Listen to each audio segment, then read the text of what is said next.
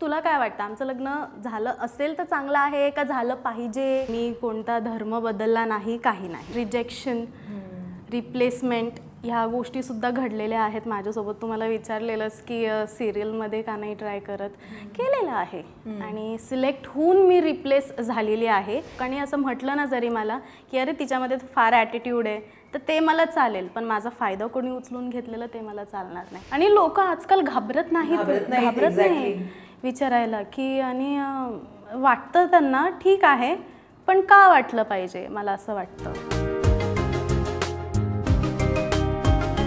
खरं तर जर तू स्वतःला गुगल केलंस ना, तर तुझ्याबद्दलची एक बातमी जी सध्या हॉट टॉपिकवर आहे, मी असं म्हणेन, ते म्हणजे तुझं आणि जब्याचं लग्न. तुमचं जमलं का, तुमचं लग्न झालं का, असं बरंच काय काय गेल्या 2-3 महिन्यांपासून सुरू आहे. खरं तर आधी तो एक हळदीचा फोटो, मग बसलेला फोटो मुंडावला लावलेला, मग आता काल एक घराच्या बाहेरचा फोटो, असं बरंच काय काय. सो मला सांग, राजेश्वरी आणि जब्याचं लग्न झालंय का, काय आहे हे प्रकरण नेमकं? मला असं वाटतं तो प्रश्न मी जरा गुपितच ठेवते अजून. कारण लग्न झालंय का नाही झालंय हे पब्लिकला ठरवू द्यात. आणि तरी मला तुला विचारावं असं वाटतं की तुला काय वाटतं आमचं लग्न झालं असेल तर चांगलं आहे का झालं पाहिजे का काय का काय? मला असं वाटतं की तुमचं लग्न जर झालं असेल तर छान आहे, मी खूप. ओके, गुड न्यूज मी काही दिवसातच देईल सर्वांना. थोडंसं मला सस्पेन्स ठेवायचं आहे, पण जसं शूटचं आहे तर मला असं सांगायला आवडेल की सोमनाथसोबत बरेच शूट झालेत आत्ता. आणि लवकरच खूप सारे छान प्रोजेक्ट्स, स्टोरी, स्क्रिप्ट्स पाहायला मिळतील सर्वांना. सोमनाथ आणि माझे जे आहे, जी अधुरी कहाणी होती तर ती पूर्ण झालेली, आणि काही प्रमाणात अधुरी, मग प्रेम, मग ड्रामा, हे सगळं बघायला भेटणार आहे सोमनाथ आणि माझ्यासोबत. ओके, सो रिअल लाईफमध्ये लग्न झालंय की नाही याच्यासाठी जरा आपल्याला वाट बघावी लागेल. ओके, पण काय म्हणजे ना, मलाच एवढी उत्सुकता आहे ना जाणून घ्यायला की काय, जरा सांग, हिंट दे थोडी. उत्सुकता मला सांगायची सुद्धा आहे, पण कसं थोडंसं असं धरून ठेवलेलं आहे मी, आणि म्हणून मला तुम्हा सर्वांना धरून ठेवायचं वाटतंय. लागणारच आहे ॲक्च्युली, तर तसं आहे. क्या बात आहे. आणि जसं मी हा लग्नाचा टॉपिक काढला, काही महिन्यांपूर्वी, काही दिवसांपूर्वी ॲक्च्युली तू ख्रिश्चन धर्मात गेलीस, अशा प्रकारच्या बातम्या झाल्या. तू एक बॅप्टाइज्ड कॅप्शन देऊन तू फोटो टाकला होतास, आणि त्याच्यावरनं अनेक चर्चा रंगल्या होत्या, अनेकांनी विशेष टिप्पणीसुद्धा केल्या त्यावर. राजेश्वरी, ॲक्च्युली तुझी साईड ह्याच्यामध्ये कुठेच पुढे आली नाही आहे, तर काय नेमकं घडलं आहे? तू ख्रिश्चन धर्माचा स्वीकार केला आहेस, कारण तुझ्या विकिपीडिया इन्फॉर्मेशननुसार तुझा ख्रिश्चन घरातच जन्म झालेला आहे. सो काय आहे हे प्रकरण नेमकं, तुझी बाजू काय आहे या सगळ्यावर? मला असं सांगायचं आहे की मी ख्रिश्चन घरातच माझा जन्म झाला. मी लहानपणापासूनच ख्रिश्चन आहे, आणि मी कोणता धर्म बदलला नाही, काही नाही. आणि एक खंत मनात एवढीच आहे की लोकांचा जो दृष्टिकोन आहे तो खूप मर्यादित आहे, आणि इतका मर्यादित आहे की त्यांना ते सत्य पुढचं बघायचंच नाही आहे. पाहिलं आणि काही विचार नाही केला आणि टाकल्या धडाधड कॉमेंट्स आणि न्यूज लिंक्स पण माझ्या इतक्या चुकीच्या लावल्या की धर्मांतर केलं. तुम्ही जाणून घ्या ना आधी की काय आहे नेमकं. तुम्हाला माझं बॅकग्राऊंड माहीत नाही, माझ्याबद्दल माहीत नाही, आणि ही न्यूज अशी चुकीची. मला तर तेव्हापासून न्यूजवर एवढाच भरोसा राहिलेला नाही आहे की न्यूजवाले खरं सांगतील म्हणून. आणि लोकांचं असं आहे की त्यांना स्पॉटलाईटमध्ये राहायला फार आवडतं. जी ट्रोलर्स लोक आहेत ना, की त्यांना स्पॉटलाईट्स हवं आहे, कारण कॉमेंट्समध्ये चुकीचं लिहिणार, पण DMsमध्ये येऊन I love you, I miss you, I want to meet you Rajeshwari, असं करतात. तीच लोकं जी कॉमेंटमध्ये खराब बोलतात, तर ती DMsमध्ये येऊन असंही बोलतात. तर त्यांना फक्त, आणि मला असं वाटतं की मी त्यांची बाजू समजून घेऊ शकते. प्रत्येकाला प्रत्येकाचं मत असतं, कारण धर्म बदलणं, काही गोष्टी करणं, हे प्रत्येकाचं कसं ते एक मर्जी झाली, त्याची पर्सनल चॉईस आहे, आणि त्याला प्रत्येकाला अधिकार आहे करण्याचा. पण लोकांनी त्याच्यावर टीका करणं चुकीचं आहे, नाही का? आणि दुसरं मला असं वाटतं की जे लोक टीका करतात ना, त्यांच्या आयुष्यात खूप सारं टेन्शन आहे, फ्रस्ट्रेशन आहे, आणि अनसक्सेसफुल लोक आहेत, जे ते सगळं त्रास घेऊन आहे ना, त्यांना एक जागा भेटते, ती आहे सोशल मीडिया. आणि असं काही दिसलं की त्यांचं अनसक्सेसफुलपणा, रुबाब, राग, द्वेष सगळं घेऊन इथे येऊन कॉमेंट्समध्ये ओतायचं. मी त्यांनाही काही म्हणत नाही, ठीक आहे तुम्ही आहात, तुम्ही तुमच्या आयुष्यात प्रगती करा. इथे येऊन काही माहिती न घेता उगाच का दुसऱ्याला टार्गेट करायचे. बोला, प्रत्येकाला अधिकार आहे, पण कसं बोललं पाहिजे, कितपत बोललं पाहिजे. तुम्ही योग्य त्या भाषेतही सांगू शकता. तुम्ही जाणूनच घेत नाही माझी बाजू आणि तुमचंच चाललंय कसं, कितपत नाही आहे योग्य. जस्ट स्वतःला फोकसमध्ये ठेवायला. आणि आय डोंट माइंड की लोकांनी मला ट्रोल केलेला आहे, बिकॉज इट बेनिफिट्स मी. मला खूप त्याचा बेनिफिट होतो. Any publicity is a good publicity. आणि वाईट एवढंच वाटतं की लोक विचार नाही करत कोणतीही गोष्ट बोलायला. आणि कोणालाही मी असं पाहत आहे, मला पहिले या गोष्टींचा खूप त्रास व्हायचा. मी इतकी रडायचे, मला वाईट वाटायचं, टेन्शन वाटायचं. नंतर मला समजायला लागलं की ह्याच लोकांचं त्यांच्या आयुष्यात काहीही खरं नाही आहे, त्यामुळे ते इथे येऊन दुसऱ्यांना टार्गेट करतात. सिम्पल. तर हे धर्मांतर नाही आहे? नाही, बिलकुल नाही. मी ख्रिश्चन आहे आणि असं आय डोंट थिंक सो की धर्म ही खूप मोठी गोष्ट आहे. बिकॉज मला धर्म म्हणजे किंवा देव हा चर्चमध्ये, मंदिरात किंवा मस्जिदमध्ये नाही दिसत. तू माझ्यासोबत चांगली राहा, चांगली वाग, तुझ्यामध्ये देव आहे. तुम्ही चांगलं राहा. अरे तू कुठला आहेस रे, तुझं गाव कोणतं, तू कोणत्या धर्माचा, काय काय. अशामुळेच आहे ना, मला वाटतं धर्म या गोष्टीमुळे आपण आज कुठे ना कुठेतरी मागे आहोत. 100%. कारण ही गोष्ट लोक कशी धरून ठेवतात. अरे जगात किती मोठमोठ्या अडचणी चालू आहेत, सिरियस अडचणी चालू आहेत. तुमच्याकडे जर पॉवर आहे तुम्हाला वाटतं, मला सांगू वाटतं, तुमच्याकडे जर पॉवर आहे तुम्हाला वाटतं, तर तुम्ही ती योग्य ठिकाणी वापरा ना. याच्यामध्ये माझं काही नुकसान नाही आहे, तुमच्याही आयुष्यात काही बदल होत नाही आहे. तुमच्याकडे पॉवर आहे ती योग्य ठिकाणी लावा, सिरियस ठिकाणी लावा. तिथे का नाही लावत? बरोबर. तिथे बोलायला गेले की तिथे हे लोक गप्प बसणार. आपण जे आजकाल इंस्टाग्राम, फेसबुकवर बघतो, खूप वेडे चाळे चालू आहेत, मुलांचे म्हणा, मुलींचे म्हणा. तिथे का नाही कोण काही बोलत? तिथे यांना बोलणार, पण जाऊन त्याच गोष्टीकडे वळणार. बरोबर आहे. दिस इज रॉंग ना. बरोबर आहे. आणि तू तुझं कॉमेंट सेक्शनसुद्धा बंद ठेवलं आहे सोशल मीडियावर. खरं तर आहे ना, सोशल मीडिया हे खूप प्रभावी माध्यम आहे. अनेक गोष्टी आपण सोशल मीडियावर करू शकतो आणि तुम्ही तर पब्लिक फिगर आहात. अशावेळी कॉमेंट सेक्शन बंद करणं ही खूप मोठी गोष्ट आहे. पण नाईलाजाने ट्रोलिंगमुळे म्हणा किंवा आपल्या घरचेही वाचत असतात यार त्या गोष्टी. त्याचं मागचं कारण हेच आहे की माझे घरचे आहेत, माझे फॅमिली मेंबर्स, मित्रमैत्रिणी. मी आता घरात मोठी आहे, मला लहान बहीण आणि भाऊ आहेत, तर ते सुद्धा बघतात. बरोबर. मग अशा काही गोष्टी जस्ट फॅमिलीमुळे आणि माझे लहान बहीण भाऊ आहेत, ते काय विचार करत असतील माझ्यावर. जवळची लोक पण येऊन, नातेवाईक पण येऊन बोलतात, अरे लोकांनी असं असं बोललं, तसं बोललं. मग ते कुठे ना कुठेतरी वाटतं रे ह्याच्यात माझी चूक नाही, आणि हे मी त्यांना नाही एक्सप्लेन करू शकत ना की हे तसं नाही आहे, हे असं आहे, लक्ष नाही द्यावं लागत. बिकॉज ते नॉर्मल फॅमिलीमधूनच आहेत, मिडल क्लास फॅमिली. मग त्यांना हे सगळं समजवणं हे माझ्यासाठी फार अवघड आहे. त्यामुळे मला काही वेळेस कॉमेंट सेक्शन बंदच करावं लागतो. तुमच्यामुळे नाही, मी माझ्यासाठी म्हणत आहे. मेंटल पीससाठी स्वतःला बंद करते. राईट. मी कारण प्रत्येकाला उत्तर नाही देऊ शकत, माझ्याकडे तेवढा वेळ नाही आहे प्रत्येकाला ह्या गोष्टीबद्दल उत्तर द्यायला आणि ट्रोलिंग सारखीच सहन करायला. त्यामुळे ऑफ केलेलं आपलं बरं असतं. वाव. पण जसं असतं ना की आपल्या घरचेही वाचतात किंवा आपला मेंटल पीससुद्धा महत्त्वाचा आहे, कारण आपल्याला या इंडस्ट्रीमध्ये काम करायचं आहे. बरोबर. मला सांग, तू किती जाणीवपूर्वक किंवा काळजीपूर्वक लक्ष देतेस तुझ्या मेंटल स्टेबिलिटीकडे आणि निगेटिव्हिटीपासून स्वतःला लांब ठेवण्यासाठी? पहिले मला ह्या गोष्टी खूप अफेक्ट व्हायच्या, आणि अफेक्ट झाल्यावर ते कित्येकदा शूटमध्ये सीन करताना माझ्याकडून तो सीन झालेलाच नाही आहे. आणि त्यामुळे कसं मला माहिती आहे मी हे करू शकते. खूप सिम्पल एकच अशी गोष्ट होती की चक्कर येऊन पडायचं आहे. डिरेक्टर सरांना असं हवं होतं की लिटरली आपण चक्कर आल्यावर असं असं करून पडतो ना, तर तो सीन, ती एक ॲक्शन हवी होती. पण माझ्याकडून ती लिटरली झाली नाही, कारण माझ्या डोक्यात वेगळेच विचार, वेगळंच टेन्शन चालू होतं. तर ह्या गोष्टी फार अफेक्ट व्हायच्या. बट आता मी त्यांच्याकडे दुर्लक्ष केलं, कारण बराच टाईम गेलेला आहे. प्रवास हे खूप छान, सुंदर, त्रासदायक म्हणायला हरकत नाही आहे. एका वादळासारखं, वादळ कसं येतं हळूहळू, पहिले आभाळ, मग अंधार, मग हवा सुरू होते, मग हळूहळू धूळ माती उडायला लागते, मग नंतर तो हळूहळू शांत पण होतो. तर तसं झालेला माझा प्रवास सुरू.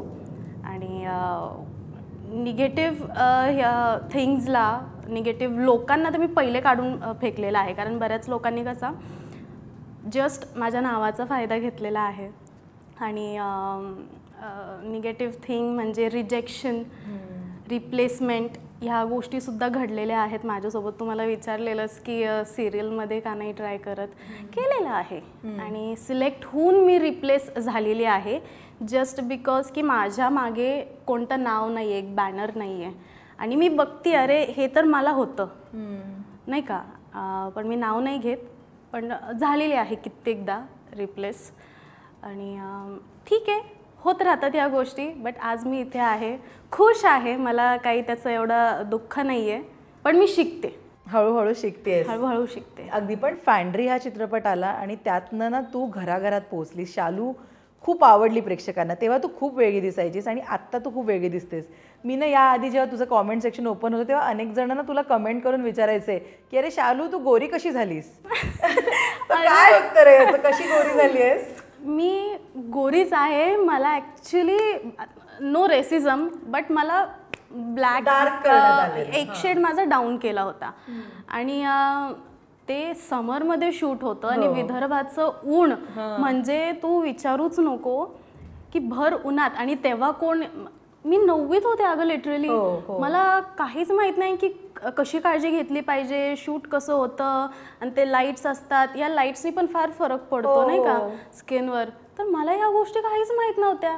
आणि त्यांनी मला एक शेड डाऊन करायचा, तर मी नॅचरली 10 शेड्स डाऊन झालेले. आणि त्याच्यानंतर मग जे मला कारनामे करावे लागलेत, आजीचा उपाय, आईचा उपाय, मग व्हिडिओज बघून बघून की काय करायचं काय नाही, मग त्याच्यानंतर मी गोरीच आहे, नॉर्मल टोनला. मग त्यानंतर आलीस खूप. खऱ्या आयुष्यात ती गोरीच आहे, ती पिक्चर मध्ये फक्त तशी दिसली होती. हो, त्याचा एवढा मोठा इश्यू करायची काहीच गरज नाही. विचारतात लिटरली विचारतात, पण आहे, मी गोरीच आहे. आणि असं असतं ना की आजकाल आपण कोणाला भेटलं ना तर आपल्याला कोण कशी आहेस किंवा कसा आहेस नाही विचारत. एक तर आपल्याला कोणतं अरे चेहरा काळवंडला किंवा अरे जरा जाड झाली आहेस का, वजन वाढलंय का, ह्या 2 गोष्टी आहेत ना, या चुकल्याच नाहीत कोणाला. म्हणजे रे विचारा समोरच्याला की तुम्ही कसे आहात बाबा, पण पहिले ए काय यार तब्येत सुधारली तुझी असं विचारतात. तुझ्यासोबत पण झालं? अरे रोज माझ्यासोबत सतत कधी पण काही महिन्यांनंतर काही दिवसांनंतर कोणाला भेटले, घरचे फॅमिली मेंबर्स असतात तर ते काही म्हणत नाही, उलट तर मला म्हणतात एवढं तर तुझ्या वयातल्या मुलीला असलं पाहिजे, तेवढी तू जाड असली पाहिजे, स्ट्रॉंग दिसली पाहिजे, छान वाटते गुबगुबीत असं.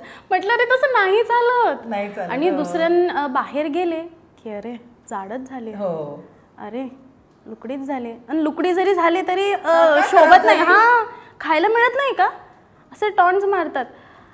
तुम्हाला काय माहिती आहे की त्या व्यक्तीच्या आयुष्यात काही अडचणी चालू आहेत, काही हेल्थ इश्यूज असतील, आणि तो व्यक्ती लिटरली कोणत्या फेजमधून चाललेला आहे. जाड होणं, बारीक होणं हे कोणत्याच व्यक्तीला आवडत नसतं, आणि किंवा ते स्वतःहून होत नाही होत. मग तेवढा मी म्हटलं ना मागाशी, लोकांचा दृष्टिकोनच छोटा आहे. सो येऊन गोष्ट तिथेच अडते की त्यांना सत्य ऐकायचं नाही, काही नाही, नुसतं येऊन बडबड करत बसायचं. छान दिसतेस राजेश्वरी आता, आणि तू स्वतःला खूप चांगलं ग्रूम केलंयस मी असं म्हणेन, कारण तेव्हापासून मी बघतेय तुला, नोटीस करते, तू छान ग्रूम केलंयस स्वतःला. सो ते कसं काय डेली रुटीन फॉलो करतेस, बिकॉज आहे ना कॅमेरामध्ये आपण जरा थोडंसं जाडत दिसत असतो, राईट. सो स्वतःला ग्रूम करण्याचा काय फंडा आहे, किती मेहनत घेतेस तू स्वतःवर? ते तू विचारूच नको. सकाळी उठल्यापासून जे हॉट लेमन वॉटर, जिरा वॉटर, आणि जे मला माझ्या डायटिशियननी सांगितलेत ना, त्या सगळ्या गोष्टी पाण्यापासून सुरुवात होते. मग एक छान दुपारचं असं जेवण, हेल्दीवालं जेवण ते होतं. आणि रात्री संध्याकाळी 6 जास्तीत जास्त 6:30 किंवा 7च्या आत माझा डिनर होतो. आणि ते करून मी ॲक्च्युली ही लाईफस्टाईल अशी जी दिसते त्याचं मागचं कारण हे. आणि एक्सरसाइज करणं खूप महत्त्वाचं आहे. तसं मी सगळं खाते, खूप खाते. मला चायनीज आवडतं, मला पिझ्झा बर्गर सगळं काही आवडतं. फक्त ते कमी प्रमाणात मी ते खाते. आणि कारण कसं नाहीतर खूप मला वेड्यासारखं होतं, मी इरिटेट होते आणि नाही का चिडचिडपणा, कारण ते एक असतं आपल्याला, आपण नाही राहू शकत त्याच्याशिवाय. बरोबर आहे, जंक तर पाहिजे ना. पाहिजेच आहे थोडंफार, कारण कसं खुश राहण्यासाठी. पण तुलाही बोललेत का तुझ्या वाढत्या वजनामुळे? कित्येकदा. आणि लिटरली कोण असं फॅमिलीमधून असं कोण नाही बोलत, पण जे बाहेरचे असतात ना त्यांनाच दुसऱ्यांच्या आयुष्यात नाक खुपसायची फार सवय असते. तर तेच लोक फार बोलतात वजनाबद्दल, की अरे जाडच झाली आणि चांगली नाही दिसत, थोडंसं वजन मेंटेन कर. आणि बारीक झाली की तसं, पण त्यांना ते पण आवडत नाही. मग काय मी आता तुम्ही म्हणाल तसं करू, तसं जगायचं मी, आणि नाही का. आणि तरी ह्यांना म्हणजे प्रॉब्लेमच असतो. कोणती नॅचरल जी बॉडी असते ती अशीच असते.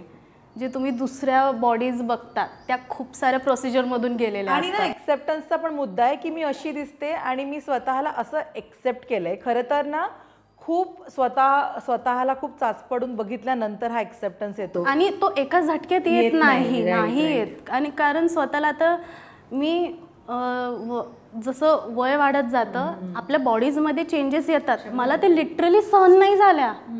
मी एकदम शॉक होते की हे असं कसं काय झालं. आणि मी एवढी बारीक होते आधी, आणि मग नंतर एवढा मोठा ड्रास्टिक चेंज माझ्यामध्ये मला नाही सहन झाला.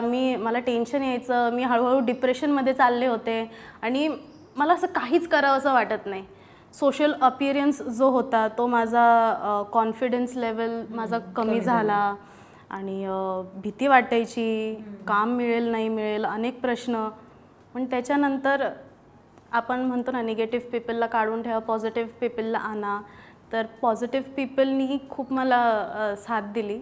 आहेत ना अशी माणसं तुझ्या आयुष्यात पॉझिटिव्हिटी देणारी? पहिले होती, पण आता दोनच आहेत. दोनच आहेत. तर अशी आहेत. एक तर इथेच आहे आणि दुसरा परमेश्वर आहे. देव मला, माझे काही प्रश्न असले ना, मी आहे स्पिरिच्युअल गोष्टींवर फार विश्वास ठेवते. मला काही अडचण असली तर मी स्वतःला प्रश्न करते आणि माझं मनच मला उत्तर देतं. काही वेळेस होतं ना आपल्याला, आपण विचार करतोय पण आपल्याला लगेच असं उत्तर येतं, मग मी त्याच्यावर अजून विचार करते त्या उत्तरावर. सो येस, तसं आहे. येस, पण ना फॅन्ड्री या चित्रपटाने शालू राजेश्वरी तुझं आयुष्य बदललं असं आपण म्हणूया. मला सांग जरा, काही वर्ष मागे जाऊन, अभिनय ही गोष्ट तुझ्या आयुष्यात कधी, कशी आणि केव्हा आली होती? अभिनयाचा विषय असा की मी त्याच्याबद्दल विचार केलाच नाही. हो, आपण लहानपणी मी टी व्हीवर पाहायचे, आणि एक मिडल क्लास गर्ल की तिला माहिती आहे ती कसं काय पोचू शकणार फिल्म इंडस्ट्रीमध्ये, टी व्हीमध्ये. सो तिचं एक नॉर्मल आयुष्य होतं, तिला शिकायचं होतं, तिला सेट व्हायचं होतं. माझं केबिन क्रू बनायचं माझं फार स्वप्न होतं, अजूनही आहे ते मनात माझ्या, पण ते मी असं धरून ठेवलेलं आहे. Plan B. येस, बट लाईफनी असं टर्न मारला की म्हणजे अनएक्सपेक्टेड टर्न होता तो. लिटरली की मी काही ऑडिशन दिलं नाही, कोणत्या सपोर्टरवर सोबत गेले नाही, किंवा कोणता माझा गॉडफादर नाही. अचानक झालं ते. सरांनी मला, मी स्कूलमधून जात होते तर तेव्हा त्यांनी पाहिलं, पेरेंट्ससोबत डिस्कस केलं. पुण्यात घडलं? हो, पुण्यात घडलं. आणि डिस्कस केल्यानंतर पेरेंट्सनी हो नाही करता करता परमिशन दिली, आणि तेव्हा तो प्रवास सुरू झाला. प्रवास झाला, फॅन्ड्री शूट झाला. शूट झाल्यानंतर सगळे अचानकच ओळखायला लागलेले मला, नाही का. त्यांना माहीत होतं की लोक आजूबाजूचे ओळखतातच, पण त्यांना अरे ती इथं राहते, आणि ते माझ्याकडे इतकं छान बघून असं स्माईल करायचे, अरे वा वा बेटा खूप छान काम केलं. आणि त्यांच्या हास्यामागे, स्माईल मागे असं उद्देश होतं की त्यांच्या कोणत्या तरी अपेक्षेवर मी खरी उतरली आहे, की जसं त्यांचं काही मोठं काम आहे ते मी केलं आहे, वा बेटा व्हेरी गुड व्हेरी गुड. आणि काही अशी कंजूस लोक पण होतीच करणारी, हां लिटरली. तर ठीक आहे, असतातच. पण आणि त्याच्यानंतर शूट झालं, रिलीज झालं, सगळं झालं, लोक मला वावा करतायत, पण आतून मी ती छोटीशीच मुलगी आहे 9वीतली आणि मला काहीच माहीत नाही कसं वागायचं असतं, कसं बोलायचं असतं, कॉन्टॅक्ट्स कसे मेंटेन करायचे, आपलं अपिअरन्स जे आहे तर ते किती महत्त्वाचं आहे, जी बोलीभाषा आपली असली पाहिजे ती कशी, ॲक्टिंग पण मला शिकावी लागली, एक्सप्रेशन कसे चेंज करायचे ते शिकावं लागलं, टेक्निकल सुद्धा, सगळ्या गोष्टी टेक्निकल. काहीच कल्पना नव्हती मला त्या बाबतीत. पण कसं आणि आयुष्यात काही असे किस्से घडतात की ज्याच्यामुळे आपल्याला अनुभव येतो आणि तो अनुभव खूप चांगला असतो असं मला वाटतं आणि प्रत्येकाच्या आयुष्यात असलाच पाहिजे, प्रत्येकाला अनुभव आलाच पाहिजे आता नाही का. आणि मला ह्या गोष्टीबद्दल आपले जे आज इंटरव्ह्यू आहे त्याच्याबद्दलही काही आयडिया नव्हती. कधी कुठे गेले तर हां हां हां असं लहान लेकरूसारखं मी बोलायचे माईक घेऊन असं तसं. पण नंतर स्वतः जेव्हा मी बघितलं अरे बंद करा रे ते नका दाखवू. अजून पण मला जेव्हा कोण जुने फोटो दाखवतं ना माझे अशी बारीक केस कसे नॉर्मल ड्रेस वगैरे, मला खूप असं हे वाटतं की अरे मला त्यावेळेस कोण असं सांगायला का नव्हतं किंवा त्यावेळेला मला बुद्धी का नाही आली. घरात मीच मोठी आणि कमी वयात मला बऱ्याच गोष्टी शिकाव्या लागल्या, कमी वयात मला मॅच्युअर व्हावं लागलं, खूप जबाबदाऱ्या घ्याव्या लागल्या आणि त्या गोष्टीमुळे आज आहे मी इथे, स्ट्रॉंग आहे. पेरेंट्सनी खूप सपोर्ट केला. भलेही माझे ड्रीम्स कोणतेही असू, ते ड्रीम्स मी त्यांना सांगितले पण मला माहिती नाही आहे की मला करायचं काय, तरी मला त्यांचा सपोर्ट होताच. सो ते एक माझ्यासाठी चांगलं होतं. आणि पण तुला ॲक्टिंग येत नव्हतं तेव्हा नाही. सो त्या सेटवर काय असायचं, म्हणजे रिटेक्स असायचे, नागराज सर समजावून सांगायचे, ते दिवस कसे होते? फॅन्ड्री शूट व्हायच्या आधी बराच आपलं असं झालं की त्यांनी ऑडिशन तेव्हा पण ठेवले, मला सिलेक्ट करूनही ऑडिशन ठेवले. मला म्हटले की हे बघ तू जर चांगलं केलं नाहीस तर मग ती मुलगी आहे, मला अशी भीती घालून द्यायचे. म्हणजे त्यांनी ठरवून ठेवलेलं पण ते काम काढून घेण्यासाठी कसं मला ते म्हणायचे हे बघ तुला असं असं करायचं आहे, तुझं नाही म्हणून चालणार नाही. मग जीव तोडून असं करून तसं करून नाही का सगळ्या गोष्टी शिकले तिथे की गार्गीताई आहेत तर त्यांनी मला सगळ्या गोष्टी शिकवल्या की तू काय केलं पाहिजे, कसं केलं पाहिजे, आपलं बिहेवियर, कारण सगळ्या नवीनच गोष्टी. मग त्यांनी सांगितलं की सेटवर अशी अशी लोक भेटू शकतात तर मला विचारल्याशिवाय कुठे जायचं नाही, काही करायचं नाही. आणि ॲक्टिंग वाईजच्या गोष्टी खूप क्लासेस झाले आमचे, म्हणजे सकाळी 9 ते संध्याकाळपर्यंत किती 7 का 8 वाजेपर्यंत आम्ही त्या रिहर्सल रूममध्ये असायचो कर्वेनगरला इकडे.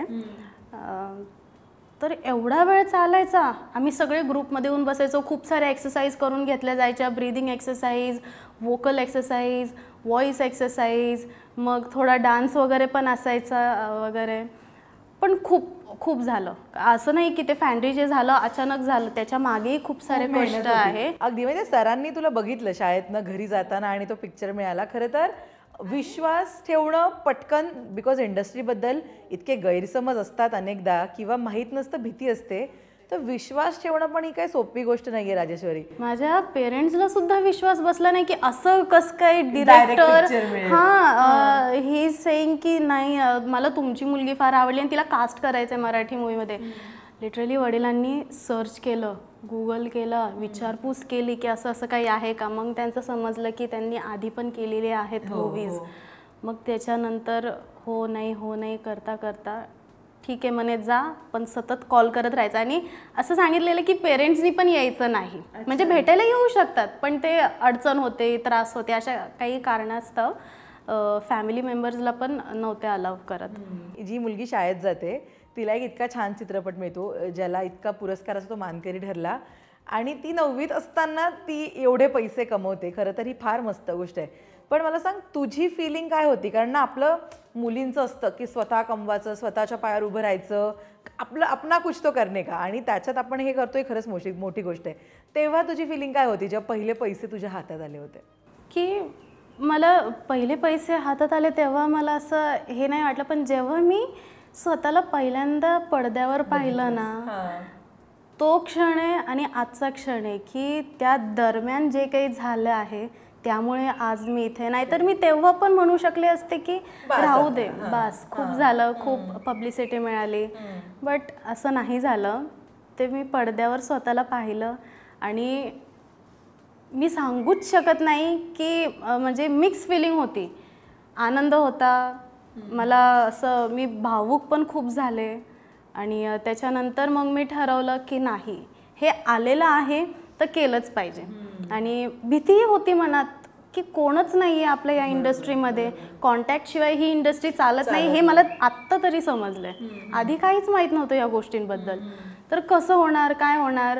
आईवडिलांनी साथ दिली की करूयात आपण, आलं आहे ना, हातात आलं आहे ना, पुढे आलं आहे ना, सोडायचा नाही हा चान्स. पुढेही तुला असेच खूप सारे चान्स येतील, जाऊन नाही द्यायचे, करत राहायचं, करत राहा, तुला तुझं यश मिळेल. अँड ते बरोबर होते. अगदी. पण पहिला प्रोजेक्ट आहे ना राजेश्वरी तुला मिळाला, फॅन्ड्री, तो इतका छान चालला, त्याची वाहवा झाली, तुम्ही घराघरात पोहोचलात.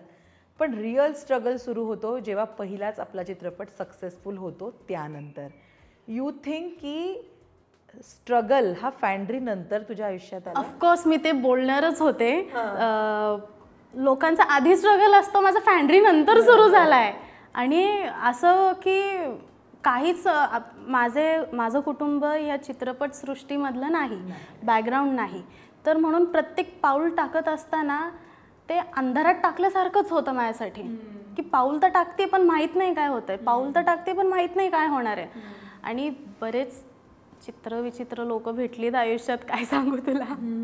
आणि त्याच्याने कसं खूप धडपडल्यानंतर समजलं की लोकांनी असं म्हटलं ना जरी मला की अरे तिच्यामध्ये फार ॲटिट्यूड आहे, तर ते मला चालेल, पण माझा फायदा कोणी उचलून घेतलेलं ते मला चालणार नाही. मला बिनधास्त म्हणा की अरे तिच्यामध्ये फार ॲटिट्यूड आहे, म्हणा, मला आवडेल ते. पण तू विचार कर, नाही भोळी आहे, जाऊ दे, तिला असं म्हटलं तर ती करते, फायदा उचलल्यासारखंच झालं ना. आणि मराठी इंडस्ट्रीमध्ये म्हणजे कसं पेमेंटचा इश्यू असतो, प्रोड्युसर पैसे लावत नाही जास्त. काय कारण असेल आय डोंट नो म्हणण्यापेक्षा लोकच प्रतिसाद देत नाही. टाइमपास म्हणून लोक हिंदी मूवी बघायला जाणार, पण तेच टाइमपास म्हणून तुम्ही मराठी मूवी बघायला का बरं जात नाही. तुम्ही द्या ना, तुम्ही म्हणता अरे हिंदी पिक्चरमध्ये असं असं दाखवतात आणि हे असं नाही दाखवलं पाहिजे, मग तुम्ही स्टेप घ्या, बघायला जाऊ नका, जे चांगलं आहे ते बघा ना, या इकडे. मग ते आमच्याच एकट्याच्या हातावर किंवा आमच्याच खांद्यांवरती जबाबदारी नाही आहे ना की आपली जी राष्ट्रभाषा आहे, जे आपलं कल्चर आहे, जे आम्ही दाखवतो चित्रपटामधून, तर ते काय आमच्याच खांद्यावर नाही आहे ती जबाबदारी मेंटेन करायचं. आम्ही तर करतोय, पण पुढून प्रतिसाद तर आला पाहिजे. बरोबर आहे, तो येतच नाही, काय करणार. तू आता सुरुवातीला म्हणाली की प्रत्येक पाऊल हे अंधारात टाकल्यासारखं होतं. खरं तर ना अशा वेळी आपल्याला दरवेळी चांगली माणसं मिळतीलच असं नाही. अनेक जण सांगतात इंडस्ट्रीमध्ये त्यांना आलेल्या वाईट अनुभवांबद्दल किंवा कास्टिंग दरम्यान त्यांच्याबद्दल घडणाऱ्या गोष्टींबद्दल. मला सांग राजेश्वरी, कधी तू फेस केलंयस का? कारण आपण नवखे असतो, आपल्याला माहीत नसतं काय चाललंय आणि आपण विश्वास ठेवून मोकळे होतो कधीतरी कोणावर, आणि तो अनुभव येतोच, तो मोठ्या मोठ्या कलाकारांनाही चुकला नाही, राईट? तुझ्या बाबतीमध्ये असं कधी काय घडलंय? आलाय. मला तरी पूर्वकल्पना दिली होती ताईंनी की असं असं होण्याची शक्यता आहे. एकट्यात घेऊनच मला ताईंनी सांगितलं की लोक कुठपर्यंत जाऊ शकतात. गार्गीत. हां, तर त्यांनी मला सांगितलेलं की लोक कुठपर्यंत जाऊ शकतात आणि तुला काय काय विचारू शकतात, तर ह्यासाठी तू पहिले स्ट्रॉंग पाहिजेस. आणि लिटरली मला, आता मी नाव नाही घेणार, डिरेक्टरांचा मला कॉल आला होता आणि ते मला म्हणाले, मी रिहर्सलसाठी आले होते, एक स्क्रिप्ट होती तर त्याची रिहर्सल चालू होती, तर त्यांनी मला कॉल केला आणि ते म्हणाले की कुठे आहेस आत्ता तू? म्हटलं मी एका प्रोजेक्टच्या रिहर्सलसाठी आलेली आहे, तर तुला किती वेळ आहे? म्हटलं वेळ लागेल मला, मी काय आत्ता लगेच नाही का. ते म्हटले होते की तू माझ्या त्या स्टुडिओला ये. म्हटलं आत्ता मी नाही येऊ शकत, मला वेळ लागणार आहे. आणि मग मी विचारलं की काय झालं, काय काम आहे? साहजिक आहे, अचानक असं बोलवलं आणि कसं काय जाणार, काय झालं, काय काम आहे का? तर ही वॉज लाईक, तू मला विचारायचं नाही की काय काम आहे, मी तुला सांगितलं की तू लगेच इथं आली पाहिजेस. मी लिटरली ते दुसऱ्या डिरेक्टर सरांसमोर मी रडायला लागलेले. त्यांनी विचारलं काय झालं मला सांग. म्हणे बघ अशा गोष्टी होत राहतात आणि त्याला म्हणजे कसं की त्यांनी मला सांगितलं काय केलं पाहिजे, मग मी नंतर त्या सरांचा फोनही उचलला नाही, काही नाही. ते की असं मी तुला सांगितल्यानंतर तू इथं आलीच पाहिजे. अरे पण सांगा ना काय आहे काय नाही. आणि दुसरं की कॉम्प्रोमाइजचा विषय तुला विचारलंय कधी कोणी? हो असं. आणि लोक आजकाल घाबरत नाही विचारायला की, आणि वाटतं त्यांना ठीक आहे पण का वाटलं पाहिजे, मला असं वाटतं. आणि चुकीचं आहे. मला विचारलं, मी सरळ नाही सांगितलं की मी असलं काही कामं करत नाही, पुन्हा मला विचारायचं नाही. आणि ना असं होतं राजेश्वरी, पण तू जे म्हणालीस की तू घुसलीच नाहीस त्या मार्गाला, की आपण नवीन नवीन असतो, माहीत नसतं, एक काम चांगलं झालं बॅक टू बॅक कामं येत राहतात आणि आपण ना त्या ओघात जाऊ शकतो की हे पण काम घेऊया ते पण काम घेऊया. आणि तुला राईट टाईमला राईट माणसं भेटली म्हणून तू नाही आहे ते काम घेतलीस. राईट? बरोबर. कारण की हा चल ना घेऊयात काम काम येत नाही. मला घरचे फार बोलतात की अरे हे तू घेतलं नाही, ते तू घेतलं नाही का. प्रत्येक फॅमिलीचा कन्सर्न असतो की त्यांना वाटतं, पण त्यांना माहित नाही की त्याच्या मागचं कारण काय आहे. रिजेक्ट नाही बोलू शकत आपण. तरी मी होईल तितक्या पद्धतीने सांगायचा प्रयत्न करते, पण मग नंतर मी सोडून देते की नाही, त्यांच्याचकडून कॅन्सल झालं काय झालं. कारण मला असं वाटतं जी कामं येतात तर ते सारखी मला जी कामं येतात ना, तर ती सारखी प्रेमाचंच आहे आणि लव्ह सॉन्ग आहे आणि वेगळं काही नाही. मी वेगळं काही करण्याच्या सध्या तंद्रीत आहे की मला असं वेगळं म्हणून काय मला बघतील लोक. शालू खूप झालं, म्हणजे आहे चांगली गोष्ट आहे ते, म्हणजे नेहमी टॉपवर राहील शालू, पण मी आता वेगळं काहीतरी शोधत आहे. आणि ते मी प्रत्येकाला नाही सांगू शकत की या कारणामुळे मी ते रिजेक्ट केलेलं आहे. पण किती प्रोजेक्ट रिजेक्ट केलेस तू आतापर्यंत? लव्हचे खूप सारे केले. असं वेगळं काही. पण तुला भीती नाही वाटत का की आपण सततच नाही म्हणतोय प्रोजेक्टला, आता आपल्याला कोणी विचार देईल का काम, किंवा म्हणतील अरे तिथं नाहीच म्हणेल या प्रोजेक्टला, सो ही भीती थोडी वाटते? नाही वाटत? नाही वाटत, भीती नाही वाटत. कारण मी कॉन्फिडेंट आहे आणि नंतर ते प्रोजेक्ट काय असे फारसे चांगल्या पडद्यावर रिलीज नाही झालेले आणि मोस्ट ऑफ द रिलीज झालेच नाही. बरं झालं मी नाही बोलले. कारण आणि कसं होतं, नंतर काही अडचणी येऊन मग तो प्रोजेक्ट तसाच राहून जातो. मग तिथं वेळ गुंतवण्यापेक्षा लोक म्हणतात की नाही ठीक आहे, पैसा आहे, करून घेतलं पाहिजे, ॲटलिस्ट पैसा तरी पदरात पाडून घ्या. माझा तो मोटिव्ह नाही आहे इथे. मी पैसा पदरात पाडून घेण्यासाठी नाही आलेले. मला मोठं व्हायचं आहे, मला छान अभिनेत्री व्हायचं आहे. अजून तर मी काहीच अचीव्ह केलं नाही असं मला वाटतंय. मला खूप अचीव्ह करायचं आहे अजून. तर त्यामुळे मी नुसतं पैशांच्या मागे जर धावत गेले तर संपले मी तिथेच. आता ना ॲक्च्युली बोलायला लागलेत सगळेजण ग्रुपिझमबद्दल, की त्याच लोकांना काम दिलं जातं किंवा एक पर्टिक्युलर ग्रुपच काम करतोय असं आत्ता बोलायला लागले सगळेजण. तू तर सुरुवात केलीस खूप लहानपणापासून आणि तुला नागराज सरांसारखी व्यक्ती मिळाली पहिल्या चित्रपटामध्ये, पण मला सांग की या ग्रुपिझमचा कधी तुला फटका बसलाय का? सतत बसतो, अजूनही बसतो. मी तुला सांगितलं ना, माझं चित्रपट बॅकग्राऊंड, फिल्म बॅकग्राऊंड ह्याच्याशी संबंध नसल्यामुळे माझे आजसुद्धा काही निर्णय आहेत ना ते स्वतःच घ्यावे लागतात. मी कोणत्या ग्रुपची मेंबर नाही आहे. आणि ग्रुपिझम हा बॉलिवूड साऊथमध्ये नाही, मराठीमध्ये सुद्धा आहे. मराठीमध्ये खूप जास्त आहे. आणि लोक लिटरली मला असे म्हटलेत की आता तू पण आमच्या टीमची मेंबर हो, म्हणजे कसं आपण ग्रुपनी काम करत जाऊ. आणि ग्रुपनी काम केलं की मला असं वाटतं की चुकल्यासारखं वाटतं गं कुठेतरी, की नाही ते बरोबर नाही आहे. ठीक आहे, तुम्हाला काम मिळतं नाही मिळत, पण मग अशा वेळेस आहे ना तुमचं पेमेंट कमी केलं जातं की आम्ही तुला तर काम देतोच आहे गं, पण कसं मग तू थोडं इथे ॲडजस्ट कर, थोडं तिथे ॲडजस्ट कर, नाही का. मग तू थोडे तुझ्याकडचे काही समजा कॉस्ट्युम्स असतील तर तुझ्याकडचे कॉस्ट्युम, अरे मी का कॉस्ट्युम आणू, ते माझं काम थोडी आहे, मी त्या डिपार्टमेंटला थोडी आहे, फॉर एक्झाम्पल. सो ते तसं असतं ग्रुपिझममध्ये. आणि ते नसावं, कारण ग्रुपिझम म्हटल्यावर ते त्यांच्याच लोकांना पुढाकार देतात, जे चुकीचं आहे. मग त्याच्यामुळे लोक म्हणतात की नाही वाईट आहे. वाईट सगळ्याच इंडस्ट्री आहेत म्हणा, वाईट लोक सगळीकडेच भरलेली आहे. बदनाम फक्त फिल्म इंडस्ट्रीला जास्त केलेलं आहे. पण कसं ह्याच गोष्टींमुळे फिल्म इंडस्ट्री उठून दिसली जाते की नाही ती चुकीची आहे. पण तुझं कुठलं काम गेलंय ग्रुपिझममुळे? हो, मला 2-3 मराठी सिरियल्सच्या ऑफर्स आल्या होत्या आणि त्याच गेलेल्या आहेत ग्रुपिझममुळे. कारण ती जी अपोजिटवाली जिल्हा कास्ट केलं होतं तर तिचं बॅकग्राऊंड फिल्म मधून होतं. तिचे आईवडील होते फिल्म बॅकग्राऊंडमुळे. जस्ट की त्यांनी सांगितलं, जे डिरेक्टर होते, जे प्रोडक्शनचं बॅनर होतं, तर त्यांना सांगण्यात आलं होतं त्यांच्याच आजूबाजूच्या लोकांनी की नाही नाही हिला घ्या, ही चांगली असं. बट एक माणूस होता, तो मला सांगत होता की अरे मी खूप सांगायचा प्रयत्न केला की हा चांगला चेहरा आहे आणि तिच्यापेक्षा पण चांगलं करेल, पण नाही ऐकलं त्यांनी, त्याच लोकांचं ऐकलं. That is groupism. आणि ते काम गेलं. तू विचार करतेस पण एखादं ना, आपण किती पण स्ट्रॉंग जरी दाखवलं ना तरी मनात आणि डोक्यातनं त्या गोष्टी जात नाहीत की अरे आपण कुठे कामात कमी पडतोय, की आपल्याला हे काम म्हणजे विश्वास नाही ठेवला गेला आपल्या कामावर. सो तू विचार करतेस त्या रिजेक्शनचा किंवा त्या ग्रुपिझममुळे गेलेल्या कामाचा? आता आयुष्य जगतोय ते हे विचार असणारच, कारण आपल्यासोबत घडलंय ना ते. असं नाही आहे की काही स्क्रिप्ट आहे आणि तुम्ही ते ॲक्ट करता. नाही, तुमच्यासोबत ते घडतंय. असं कसं काय तुमच्या लक्षातून जाईल? लोक पण जे म्हणतात नाही माझ्या लक्षात नाही राहतं, प्रत्येकाच्या लक्षात राहतं, पण ते हँडल कसं करायचं हे ते जमलं पाहिजे.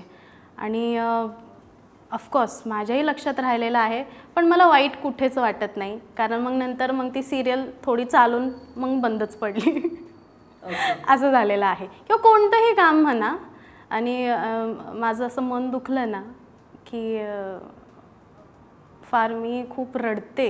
मी आता दिसत अशी असेल, पण मी खूप इमोशनल आहे आणि मला खूप वाईट वाटतं. पण तेवढी मी स्ट्रॉंग पण आहे की वाईट वाटून घेतलंय, ठीक आहे आता सोडून देते, बास झालं, दुसरं जे काम आहे त्याच्यावर लक्ष दे. तो मी अशी आहे, मी लक्ष नाही देत जास्त. अगदी. पण ना, स्ट्रगल करण्यासाठी अनेक जण मुंबईची वाट धरतात. राजेश्वरी, तू अजूनही पुण्यात राहतेस, तू मुंबईची वाट अजून धरली नाही आहेस की तिकडे येऊन जरा चाच पडून बघूया, तिकडे येऊन स्ट्रगल करूया. सो असं का, म्हणजे तुला मुंबईने खुणावलं नाही आहे अजूनपर्यंत? मुंबईने खुणावलं आहे, प्रत्येक सिटीने मला खुणावलं आहे. बट मुंबईमध्ये नाही येण्याचं कारण असं असतं की आय डोंट नो, मी असं कधी विचार नाही केला. मी येते जाते, माझं ट्रॅव्हलिंग आहे, मी तिथे शूटसुद्धा केलेले आहेत. बट असं काही नाही आहे की नाही मला मुंबई राहायला नाही आले. तसं काम वगैरे सगळं चालू आहे. आणि मुंबई इज लाईक लव्ह, स्वप्ननगरी. खूप. ते मुंबईमध्ये आलं की कसं आपल्याला कसं श्वास घेतलं की बरं वाटतं, तसं. असं काही नाही आहे की नाही मला पुणेच आवडतं आणि मुंबई नाही आवडत. नाही, मला जिथं तुम्ही चांगलं काम द्याल ना मला ते प्रिय आहे, बास. डॉट. पण तू असं असतं ना की खूप मिसकन्सेप्शन असतात एखाद्या व्यक्तीबद्दलचे. आणि जर तू ॲटिट्यूडबद्दल बोललीस की अनेकांना असं वाटलं की हिला ॲटिट्यूड आला आहे. सो खूप अशा गोष्टी असतात ज्या आपल्यापर्यंत बोलल्या जातात, ज्या खऱ्या नसतात. आज जर मी तुला इथे विचारलं की तू सांग प्रेक्षकांना की अशा कोणत्या गोष्टी आहेत तुझ्याबद्दलचे मिसकन्सेप्शन जे खरे नाही आहेत पण ते आहेत, तर ते कोणते आहेत? खूप आहेत का? ओके. तो एखादा विचार मी त्याच्यावर सांगते. ॲटिट्यूड आहे, तुम्ही जर चुकीचं राहिलात, चुकीचं वागलात तर आहे ऑफकोर्स. आता समोरच्याला जर मी सांगते हे असं असं नका करू, आणि तरी जर तो तेच करत आहे आणि मग मी त्याला फाडकनी बोलले तर कसं, मग तो काय म्हणणार की नाही हिला ॲटिट्यूड आहे, मग तो 4 जागी सांगणार. अरे पण तू सांग ना की तू काय केलंयस. ऑफकोर्स आहे, ॲटिट्यूड आहे.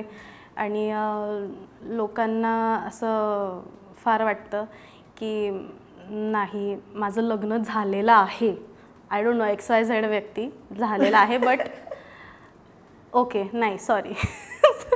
सो लग्न नाही झालंय? नाही. अरे यार, मी मध्यंतरी ॲक्च्युली एक फोटो बघितला होता आणि त्याच्यावर बातमी झाली होती की जब्याला डिच केलं आणि नवीन बॉयफ्रेंड वगैरे. सो काय, व्हॉट इज इट एक्झॅक्टली? आता काही मित्रमैत्रिणी नसू शकतात का कोणाचे? आय टोटली अग्री, असू शकतात यार, कुठे काय. बट तुझे किती 410K फॉलोअर्स आहेत ना इंस्टाग्रामवर? नो, 459. 459K म्हणजे 4,59,000 फॉलोअर्स आहेत तुझे इंस्टाग्रामवर. राईट. बरोबर. ते सगळेच नाही समजून घेणार की मित्र असू शकतो. ठीक आहे ना, नका समजून घेऊ. गर्लफ्रेंड तर गर्लफ्रेंड, अडचण काय? तुमच्या आयुष्यात काही फरक पडतोय का एवढा? नाही ना. तर चिल पिल खुश राहा, चांगलं राहा. निंदकाचे घर असावे शेजारी, हे वाक्य ना हिच्याकडे बघून मला ऍप सुचलंय की बाबा ठीक आहे, ओके बोला, आय डोंट केअर. खरंच मी लिटरली वैतागले, कारण ह्या गोष्टीला वाटतंय ना वाटू द्या, माझ्या आयुष्यात फरक नाही पडत आहे, ठीक आहे, ओके. सो मला सांग, तुझ्यासाठी खुश राहण्याची डेफिनेशन काय? खुश राहणं म्हणजे काय तुझ्यासाठी? मोमेंट जो आहे तो जगा, आणि नवीन असं काही शोधत राहा की दुःख झाल्यावर की तुम्ही हे केलं तर तुम्हाला बरं वाटेल. मला दुःख झालं की मी गाणे ऐकते, हेडफोन्स टाकले, बाकी काही तुम्ही बोलत बसा, मला घेणं देणंच नाही आहे. मी चालत राहते, गाणे ऐकते, डान्स करते. गाणं आणि डान्स हे माझ्यासाठी दुःखावर असं पडदा घालण्यासारखं आहे. दुःख येतं, मान्य आहे, बट ते हँडल कसं केलं पाहिजे ते सुद्धा जमलं पाहिजे. प्रत्येकाच्या आयुष्यात असतं, दुःख नसेल तर आयुष्याला अर्थच नाही काही, अर्थ नाही. दुःख असलं पाहिजे, दुःख आणि सगळे इमोशन्स, मग सुख कळतं ना. हो, इमोशन्स असले की कसं एक माणूस असल्याचं जे व्यक्तिमत्व असतं आपल्याला ग्रो होता येतं. बरेच आपल्यामध्ये इमोशन्स असले की एवढे नका आणू देऊ की ते तुमच्या शरीराला त्रास देतील, पण यावेत हँडल करा, खुश राहा, सुखी राहा. तुम्हाला मग असं फिलॉसॉफीसारखं बोलता येतं ना. मी सगळ्यांना फार सांगत असते, मला कोणी येऊन विचारतं ना, अरे असं झालं तसं झालं, मी एकदम गुरुसारखी त्यांना सांगत असते, अरे दुःख आलं तरी चालेल, पण ते तुम्ही छान असं जगलं पाहिजे. अशा बऱ्याच गोष्टी. क्या बात आहे. आता अशी आहे तर सुखाची डेफिनेशन तुझ्यासाठी. पण तू स्वतःशी काही नियम घालून घेतलेत का ग काम करण्यासाठी, किंवा आपल्या या इंडस्ट्रीमध्ये वागण्या बोलण्याबद्दल आपण काहीतरी रूल्स करतो स्वतःशीच, असे तू काय केलेत? आहेत, आणि रूल्स प्रत्येकाने केले पाहिजे, असलेच पाहिजे. माझा असा आहे की मी स्वतःला कशी छान प्रेझेंट करू शकते एखाद्यापुढे, त्याची मी फार काळजी घेते. बोलण्यावरून, दिसण्यावरून आणि कामावरून. नाही जरी दिसणं बिसणं हे आज आहे उद्या नाही, पण माझं काम लोक लक्षात ठेवतील, आणि मी माझ्या कामासाठी, कामावर, कामानिमित्त त्याच्यावर मी फार कॉन्सन्ट्रेट करते. तुम्ही माझ्या दिसण्यावर जाऊ नका, माझं काम आहे ते बघा आणि ते बोला. मी त्याच्यावर, आणि मला चांगलंच राहायला आवडतं. असं मतभेद मनात ठेवून, द्वेष मनात ठेवून नाही, पुढेच जाता येत नाही माणसाला, मी तर म्हणते. वा, पण अशा खूप आपल्या आयुष्यामध्ये ना चेरिश करणाऱ्या मुवमेंट्स असतात. खरं तर आपण खूप मेहनत करत असतो, पण एक अशी गोष्ट असते ना की बस this is it. So maybe ती तुझ्या आयुष्यात आली असेल, नसेल आली, पण मला आत्तापर्यंत सांग राजेश्वरी, तुला स्वतःवरच प्राऊड वाटलं तो दिवस कोणता, किंवा ती मुवमेंट, किंवा ते अप्रिसिएशन कोणतं? जेव्हा मी स्वतःला पडद्यावर पाहिलं तो तर होताच, आणि त्याच्यानंतर जे मला प्राऊड फील करण्यासारखा जो मोमेंट होता की मी माझ्या आईवडिलांना आता मदत करते आहे. पैशांनी म्हणा, काही घरातल्या बऱ्याच गोष्टी असतात, मॅच्युअर झाल्यानंतर आपल्या प्रत्येकाच्या आयुष्यात येतात ते. जेव्हा मी स्वतःला त्यांना मदत केली, हेल्प केली प्रत्येक गोष्टीमध्ये, तेव्हा असं काहीतरी अचीव केल्यासारखं.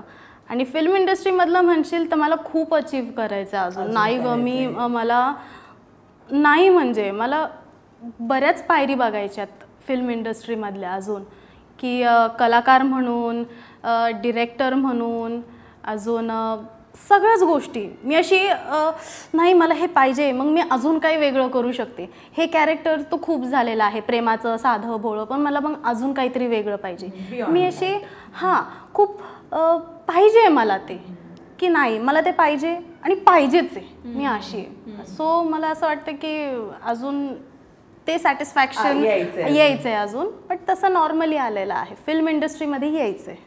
वा, क्या बात आहे. पण एक प्रत्येक जण ना ड्रीम रोल सेट केलेला असतो की बाबा तिथपर्यंत त्या टाईपचं काम करायचं आहे.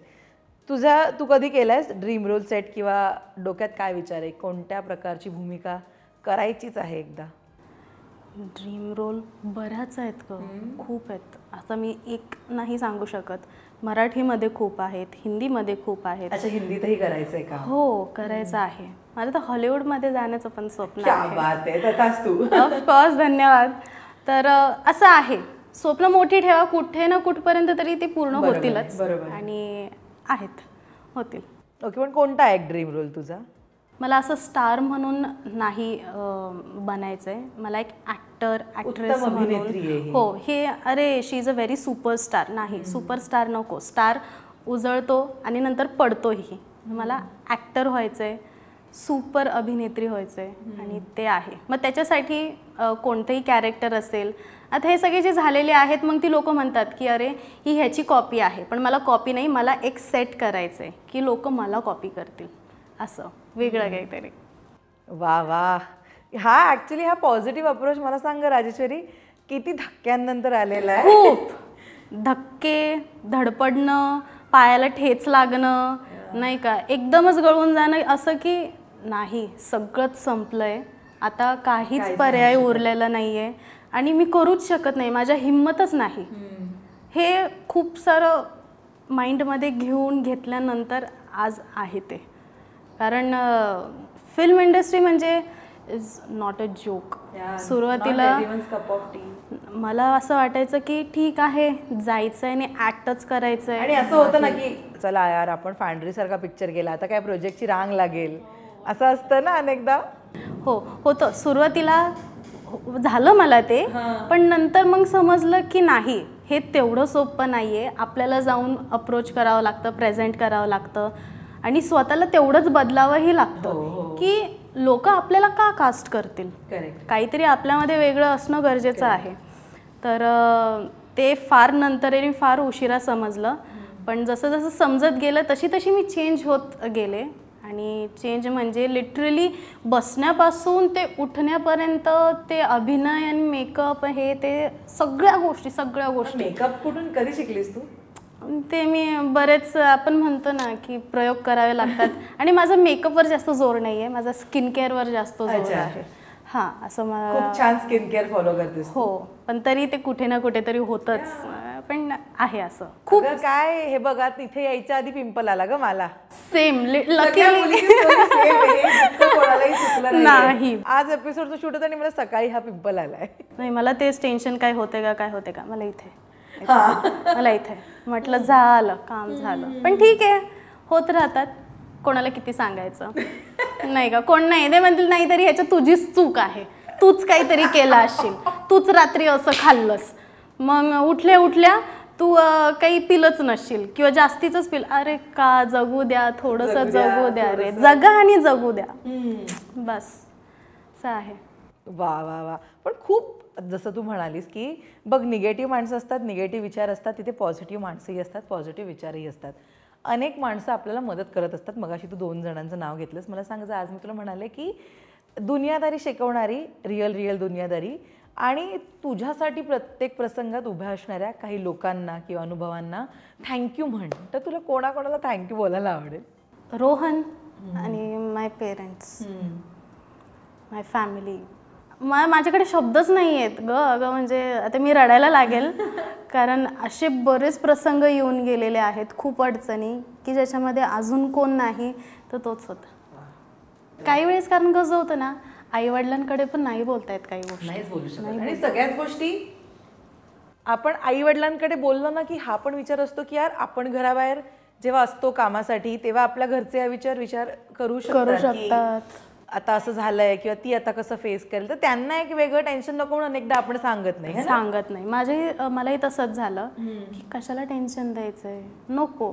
आणि जर सांगितलं तर त्यांचे वेगळे विचार असतात, त्यात टेन्शन पण असतं. मग ते म्हणतात राहूच दे. मग राहू देणं हे माझ्या लिस्टमध्ये नाही आहे. करा, ठीक आहे, केलं तर चालतं, झालं तर चांगलंच आहे, आणि चुका झालं तर अजून उत्तम आहे, तुम्हाला शिकायला भेटतं. बट एवढी एक गोष्ट मी जी शिकली आहे की पेशन्स खूप महत्त्वाचं आहे. Patience is the key, patience is important. Patience म्हणजे सगळं काही आहे. पेशन्स आणि स्वतःवरचा भरवसा.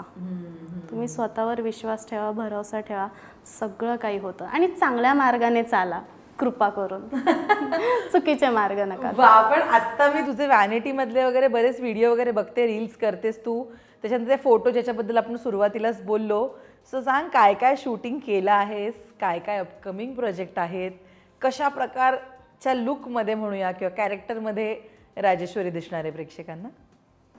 एक रावडी जसं कॅरेक्टर असतं ना, ते एक कॅरेक्टर आहे. गावाकडची रानटी मुलगी जी असते ना, की ती काहीही बोलेल कोणाला, तसंही आहे. आणि एक डिसेंट प्रोफेशनल लुकसुद्धा आहे, ज्याच्यामध्ये नाही ती एकदम चांगलंच बोलणार असं वाला आहे.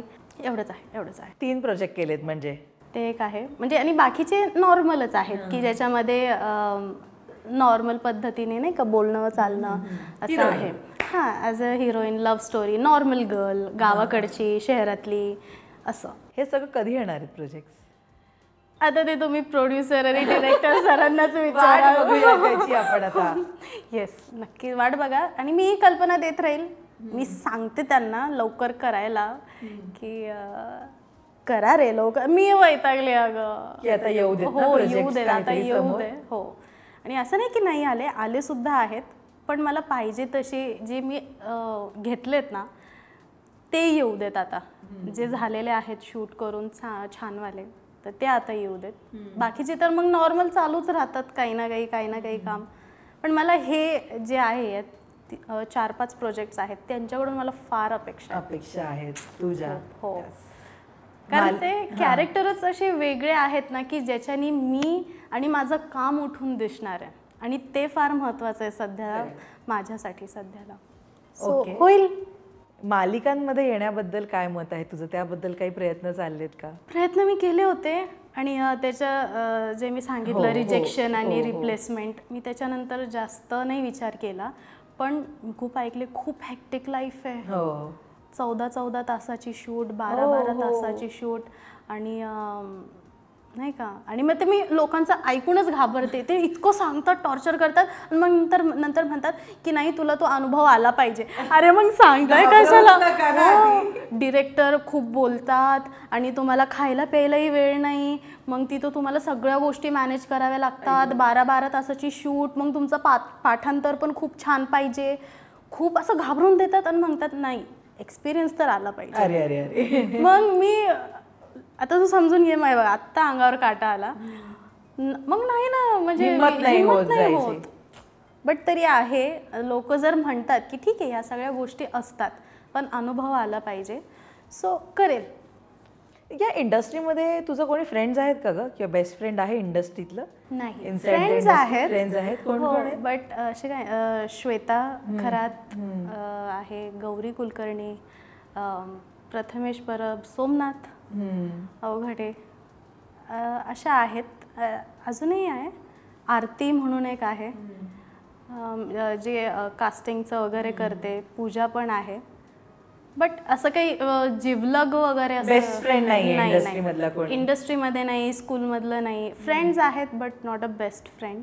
कारण मग सगळे कसं स्कूलमध्येच मला अनुभव आला होता की फायद्यासाठीच सगळे जवळ येतात, की नाही का अरे ही माझी मैत्रीण आहे असं. मग ते लोक त्याच गोष्टी धरून बसणार.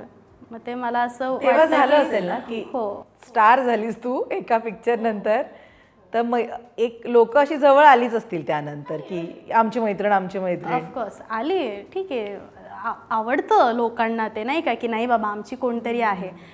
माझ्यासोबतही अशी जर कोणती मैत्रीण असेल मलाही भारी वाटलं असतं.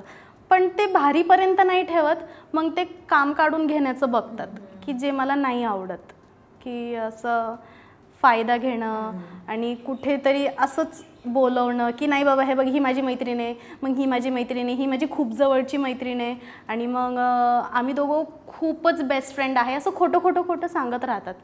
अनेकदा फेवरमध्ये कार्यक्रमांना पण फुकट जावं लागतं, जिथे आपण पैसे चार्ज करतो जायचे.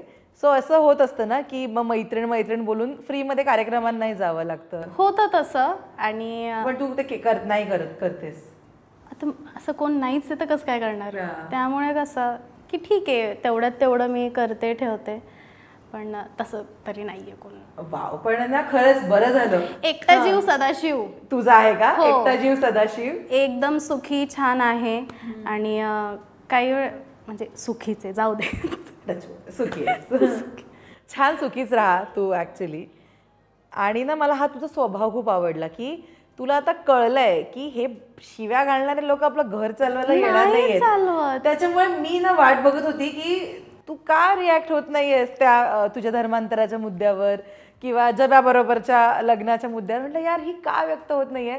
सो तिने आत्ता इग्नोरन्स हा शब्द आपलासा केलाय म्हणून ती व्यक्त होत नाहीये. बट मला खूप आवडलं की तू माझ्यावर विश्वास ठेवून इथे हे सगळं बोललीस राजेश्वरी. नाही मलाही आवडलं ॲक्च्युली. आणि कारण मी जर तुला सुरुवातीलाच म्हटलं ना, मी तुला पाहिलं, तुझे इंटरव्ह्यू पाहिले, तू खूप गोड आहेस. मला आत्ता सरांनी सुद्धा सांगितलं की टेन्शन काहीच घेऊ नको, ती आणि टीम सगळे खूप गोड आहे, काही तुला त्रास येऊ देणार नाही, एकदम फ्रीली राहतील.